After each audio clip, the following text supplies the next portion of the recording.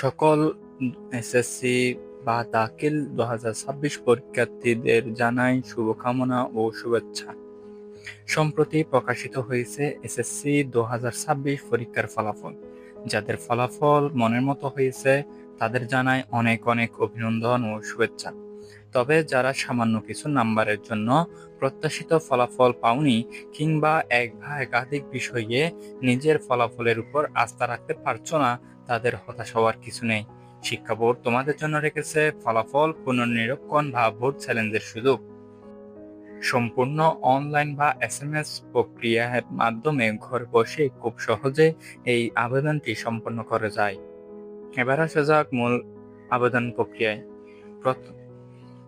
এটি দুইভাবে করা যায়, একটি অনলাইন মাধ্যমে আরেকটি এসএমএস মাধ্যমে। আজকে আমি দেখাবো কিভাবে অনলাইনে আপনারা এই আবেদনটি করতে পারেন। এই কাজটি করার জন্য আপনাদের প্রথমে যেতে হবে একটি ব্রাউজারে।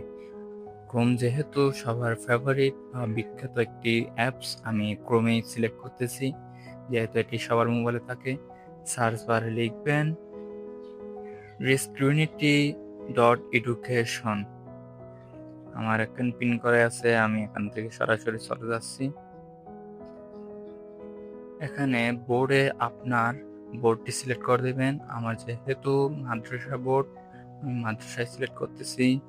রোল নাম্বার, আমি এখানে একটি রোল নাম্বার সিলেক্ট করে দিব। এরপর রেজিস্ট্রেশন নাম্বার দিবেন আপনার।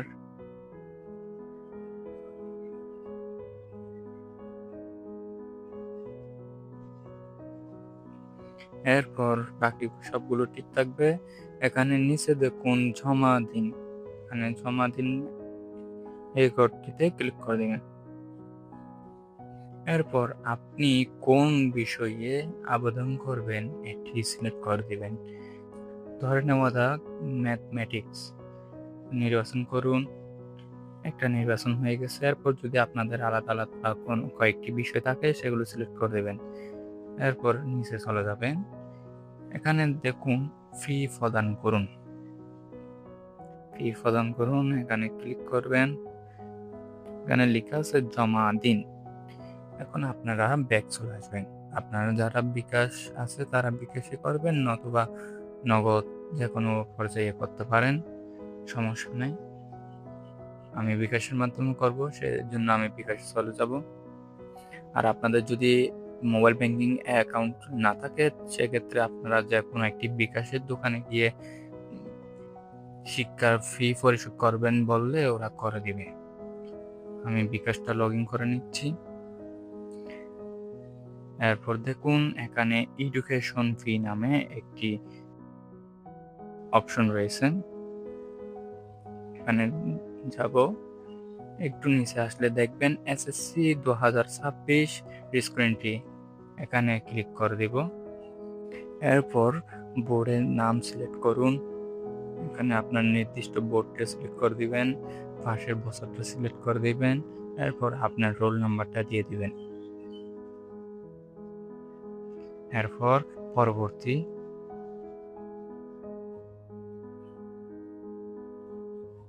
দেখেন আমি ওখানে 150 টাকা ফি আসছিল, আমার এখানে বিকাশের মধ্যে 150 টাকা চলে আসছে। এখন পরবর্তীতে যাওয়ার জন্য আপনার পর্যাপ্ত ব্যালেন্স টাকা লাগবে। আমার যেহেতু পর্যাপ্ত ব্যালেন্স নেই সেজন্য পরবর্তী আসছে না। আপনাদের ব্যালেন্স থাকলে পরবর্তীতে দিয়ে আপনার পিন নাম্বারটা, মানে বিকাশ অ্যাকাউন্টের পিন নাম্বারটা দিয়ে কনফার্ম করে দিলে আপনার ফিটি জমা হয়ে যাবে এবং এখানে আপনার রেজিস্ট্রেশন মানে আবেদনটা একদম সম্পূর্ণ হয়ে যাবে। আর যারা নিজে নিজে করতে পারতেছেন না আমাকে দিয়ে করে নিতে পারবেন। সেজন্য আমি আমার ডেসক্রিপশন বক্সে বা স্ক্রিনে আমার হোয়াটসঅ্যাপ নাম্বারটি দিয়ে দিব, আপনারা চাইলে যোগাযোগ করতে পারেন। তো বন্ধুরা, আজকের ভিডিওটি কেমন লাগলো অবশ্যই কমেন্টে জানান। আর ইতিমধ্যেই কে কে আবেদনটি করছেন সেটি কমেন্টে জানাতে পারেন।